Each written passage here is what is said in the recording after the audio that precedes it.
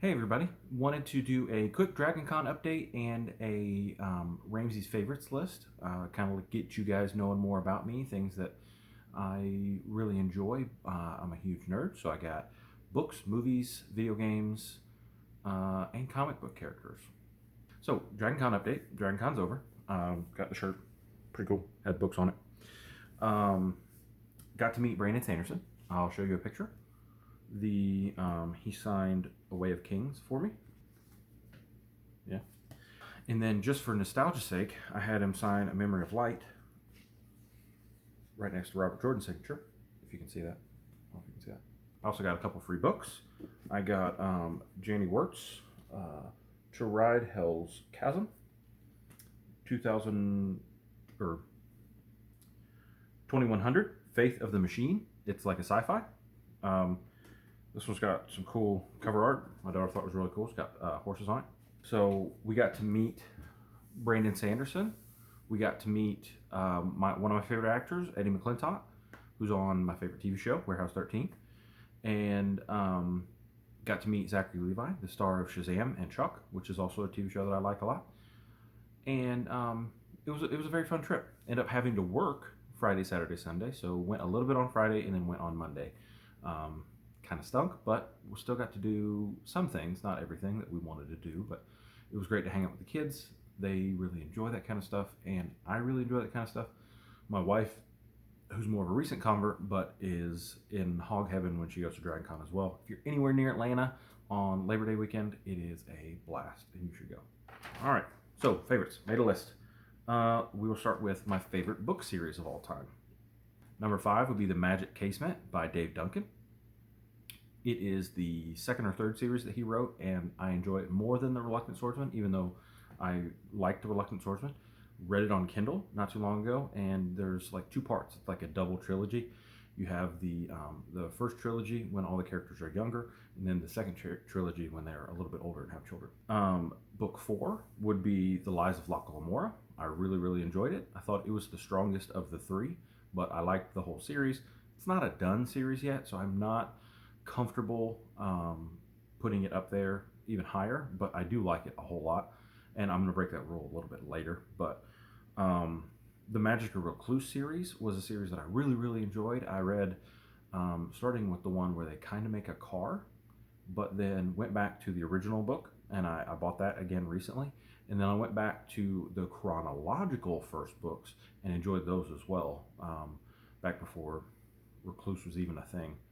And so I really enjoyed those too. Still kind of working on those, but they'll come later. So Lightbringer has jumped all the way up to my number 2 series of all time after reading all 4 books. I tore through them. I got 3 and 4 here. I got 1 over here. I'm still working on the chromalurgy video that I was going to do. I've got 2.5 pages of notes, and I did some Photoshop stuff where I was putting stuff together for a video for you guys, and I accidentally did it in a PDF and it wouldn't go into the video file, so I've got to do them all individually. Kind of want to do like a slide where like, okay, sub-red is this, okay, super violet is this, and that kind of thing. But I've got to figure out how to not do that in a PDF file, so I screwed that up, and it's making this take a little bit longer than I wanted, so this video came first. And then, obviously, my favorite series of all time, I've talked about it on the channel before, is the Wheel of Time series. I started it when I was 14, loved it so much. I was not the biggest fan of A Fellowship of the Ring, and I thought that the Wheel of Time did so much better at some of the things, and I know that's probably not what everybody else agrees with, but personally, I like the Wheel of Time better than Lord of the Rings. I think it is more engaging. I think personally it's a better story, for me at least, and I just like it more, and that's why it's my favorite series. So moving on to video games. This was a hard one for me because they change so much. I've had games that I played for hours and hours, and I look back on them and I'm like, well, was that my favorite game of all time?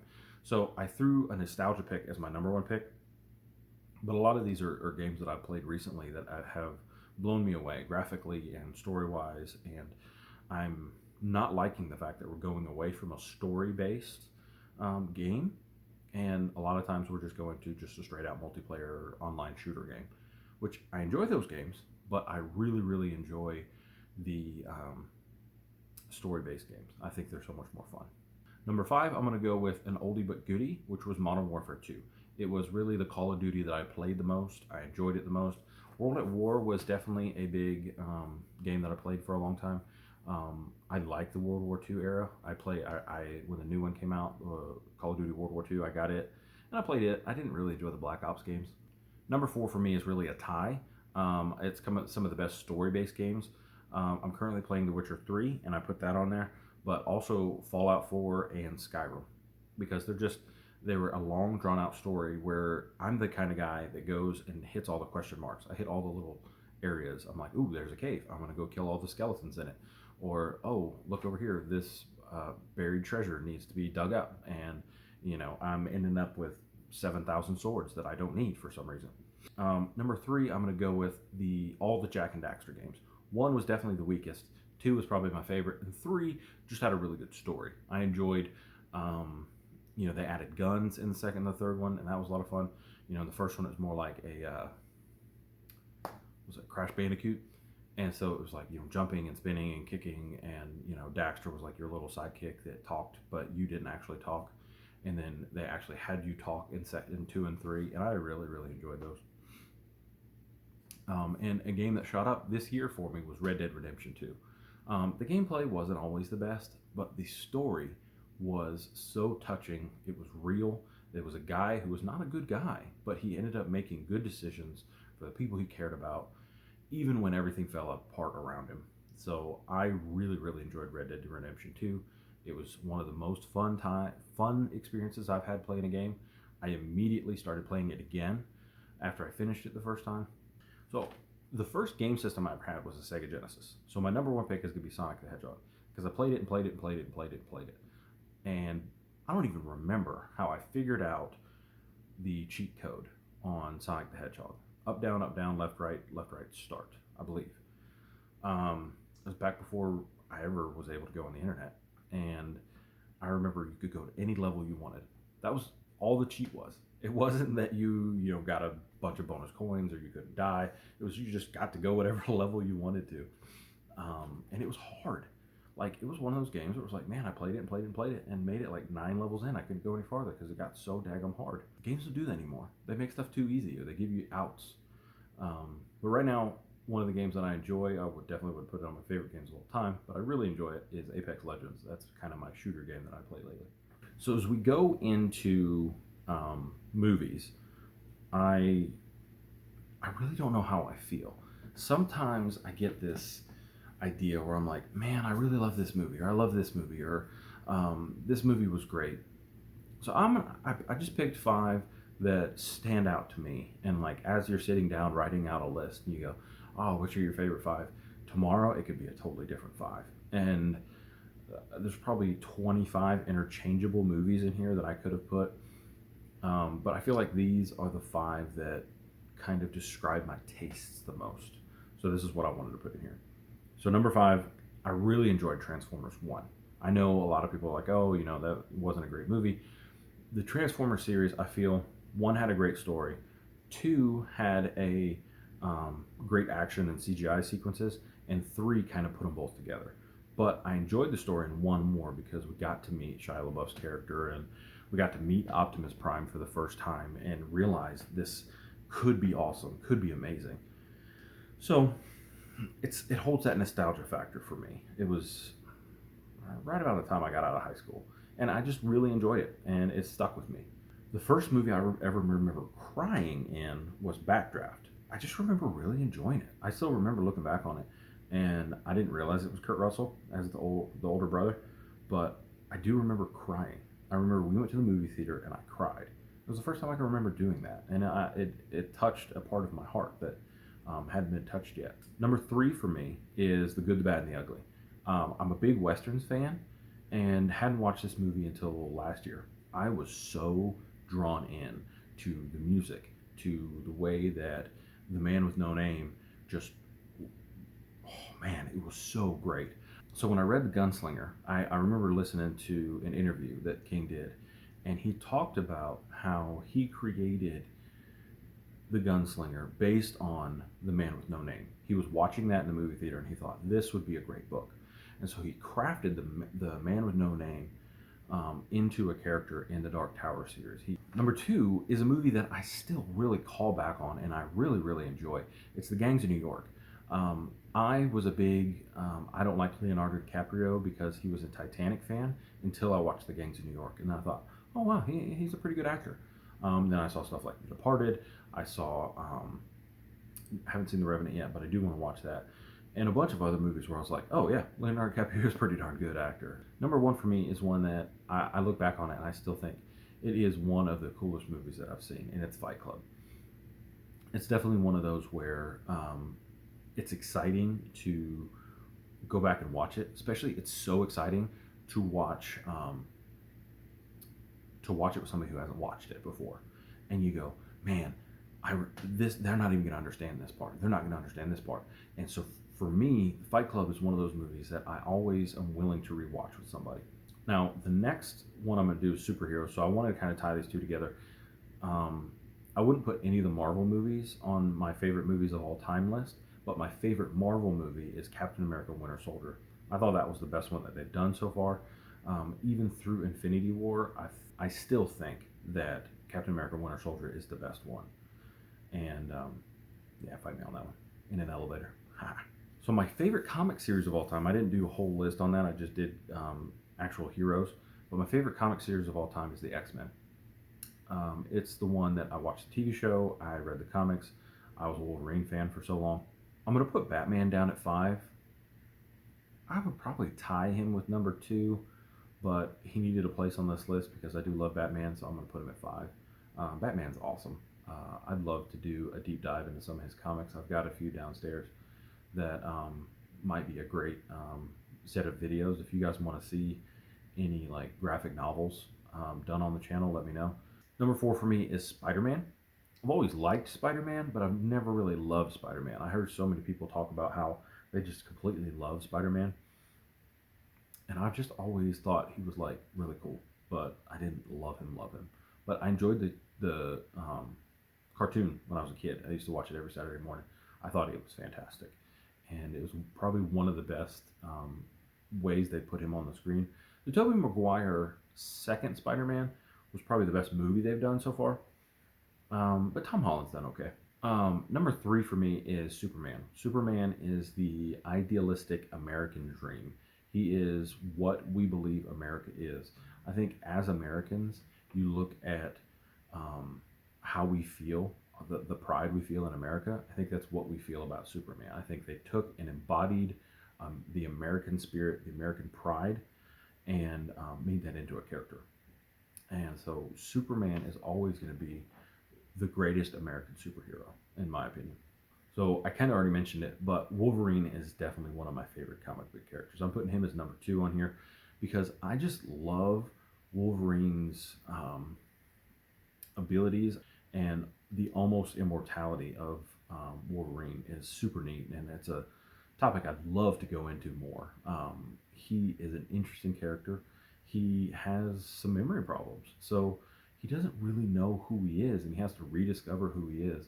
So the appearance of time that he struggles with is never one of those things where it's like, oh man, Wolverine knows everything, because he's forgotten everything on multiple occasions. I mean, he spent time in Japan as a samurai, and he spent time doing tons of missions with the X-Men. He was on the superhero team in Canada. And I think Hugh Jackman did a great job in the movies. Even though some of the movies were a little bit subpar, I still enjoyed all of them. My number 1 favorite character is Daredevil. I think the idea of a blind guy who uses his senses that he has left to become one of the greatest fighters in all of comic books, and to nail down such a small part of New York and make it his home, Hell's Kitchen. Like, the symbolism there, a deeply religious man who lives in Hell's Kitchen named Daredevil, who fights crime and is a lawyer during the day. I have always been fascinated by Daredevil. His stories are so cool. One of the coolest ones was when he fought Mysterio, and Mysterio totally had him all over the place. I can't remember the name of that comic, but I think it was one of the most interesting because we saw it from Daredevil's perspective. And then the TV show that Netflix did was really, really good. The visceral fight scenes and the way that he handled problems and his relationship with Karen and Foggy. And I mean, what a great TV show. They did it so well, and they played such a good Kingpin as well and made him such a powerful villain for Daredevil. I loved it, and I love Daredevil. So, being this is my booktube channel, I want to end with my favorite books. This is if I had to pick 5 books, and those are the only 5 books I could read for the rest of my life, these would be my current picks right now. Number 5, The Lies of Locke Lamora. It was fantastic. I really enjoyed the plot, really enjoyed the characters, really enjoyed the story, really enjoyed the friendships, the ways that the author kind of twisted it there. I enjoyed that so much, and I am so thankful to have read the book. Number 4, thinking about this being the only book I could read forever, I don't know if I would pick it again, but it is definitely one of the top books. 1984 by George Orwell. It is a book that needs to be remembered forever. It is a neat thought, and I don't see it ever happening in America or in the free world. Number 3 is a recent read for me, and I'm really excited to have this book. 11/22/63. I found myself deeply, deeply, deeply enjoying this book. I thought it was one of the best books I've read this year. Top 3 probably, but if it's thick enough that I would love to have it on a shelf, and if it had to be one of the 5 books I read for the rest of my life, this is definitely one that I would be okay with doing. So I think Way of Kings is the best of the 3 so far in the Stormlight Archive books. A lot of people will say that number 2 is their favorite. For me, it is number 1. We get all of Kaladin's backstory, and I think it's a great place to learn. We kind of see him come out of his shell.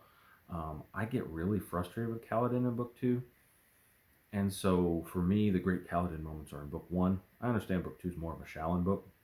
Shallan. I'm not saying that right.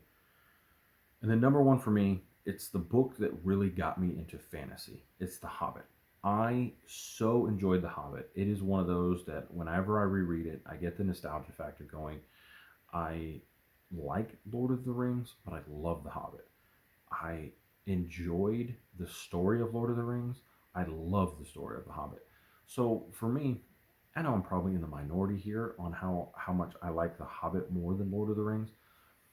But for me, it's more for me. I enjoy it so much more. Maybe I'm not